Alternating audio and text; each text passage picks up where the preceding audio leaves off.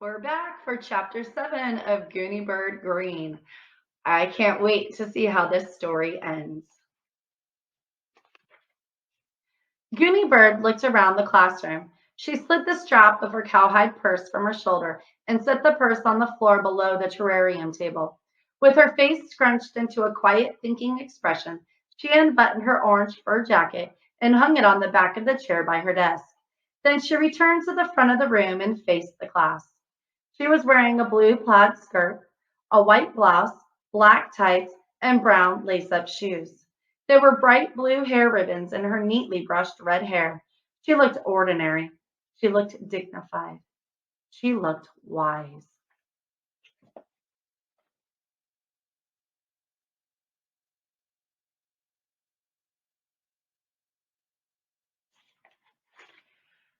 Out there, invisible, are a lot of stories not yet told, Gooney Bird told the class.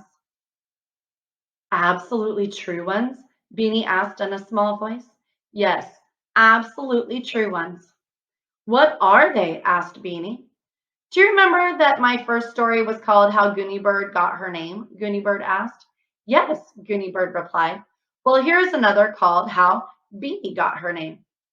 Before I was born, Beanie said, laughing, there was a thing called an ultrasound that showed me curled up inside my mom, and I looked just like a bean. My mom said lima bean, and my dad said no, jelly bean. And so, that's a fine story beginning, Gooney Bird said. An absolutely true one. You should tell that one on Friday, Beanie.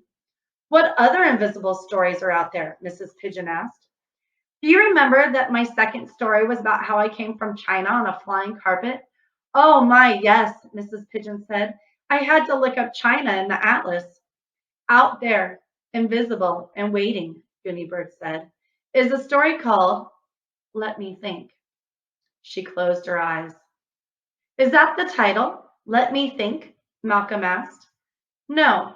Gooney Bird opened her eyes. The story is called How Keiko's Family Came to Water Tower. Keiko smiled.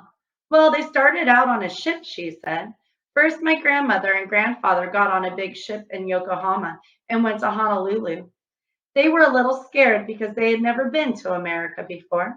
Mrs. Pigeon, you should get the atlas out. Mrs. Pigeon smiled. I will, when you tell your story.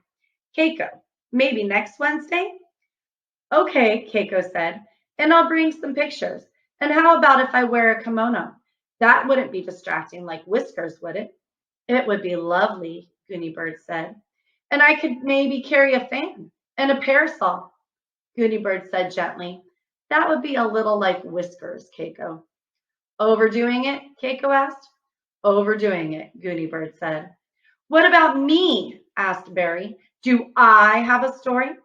Of course you do, Gooney Bird told him. You have stories called How Barry Got His Name and How Barry's Family Came to Water Tower and lots of others. Barry grinned. Which one should I tell? He asked. Do you remember that my third story was about my diamond earrings? Barry nodded.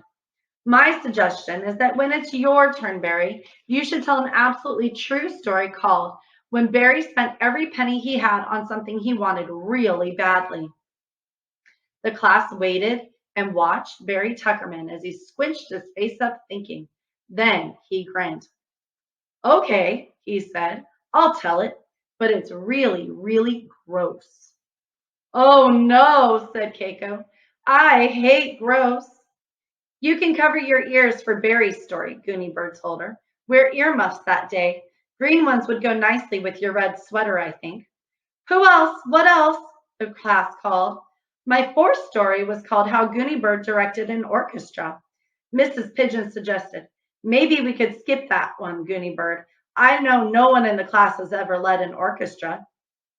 Class, Gooney Bird said, has anyone here ever been late to school because something quite unusual happened?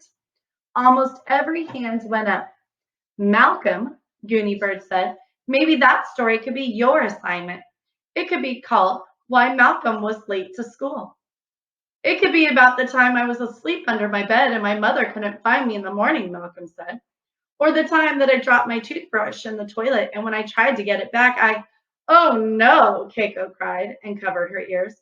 Don't tell it now and give it away, Malcolm, Gooney Bird said.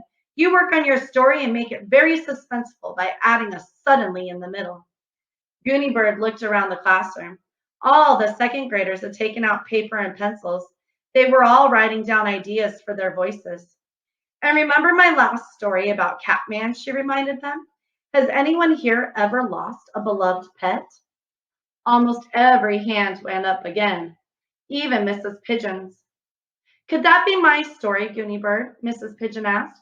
I had a parakeet named Brucey, and somehow the door to his cage was left open, and next Tuesday, Gooney Bird said, how I lost Brucey. And found him again, Mrs. Pigeon said with a happy smile.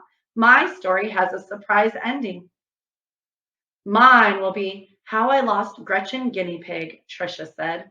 Mine has a sad ending. You know what, Mrs. Pigeon said, standing up. It's lunchtime already. Let's skip arithmetic today, class. The students put their arithmetic books back in their desks. They reached for their lunch boxes instead. Gooney Bird took out a grapefruit, a cucumber, and some dill pickles. I'm having a completely vegetarian day today, she explained. But look at this dessert for the whole class. She held up a bulky paper bag. What is it? The children asked. Gooney Bird grinned. 63 gumballs, she said. And after I give them out, I'm going to teach you all a wonderful whirling dance called the Tarantella. Suddenly, Felicia Ann looked up from the floor. Shouldn't we all hug and kiss first? She said in a surprisingly loud voice. Thank you for suggesting that, Felicia Ann, Gooney Bird replied. Of course we should. And so they did. The end. Well, I hope that you enjoyed Gooney Bird Greene as much as I did. If you didn't read it with us during WebEx meetings, you now have all the chapters, so you can take the AR test. We've already had 2 people take the test and pass it, so I can't wait to see how many more do. If you really liked the Gooney Bird Greene book, it is part of a series. I believe there's about 6 books, maybe more. But if you'd like to read more of them, you can get them from the bookstore, Amazon, or even check them out from the public library until schools open again. So until next time, I'm glad you enjoyed the book.